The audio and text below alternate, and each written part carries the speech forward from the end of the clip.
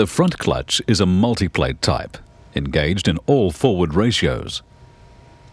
The clutch operating piston moves in a short cylinder in the clutch drum. A diaphragm-type spring contacts a fulcrum ring on the piston at its inner circumference. Its outer edge rests against a step in the drum. A pressure plate is installed first in the clutch pack so that its fulcrum ring also contacts the diaphragm. When fluid at line pressure is admitted to the clutch cylinder, the piston apply force is multiplied by the leverage provided by the diaphragm.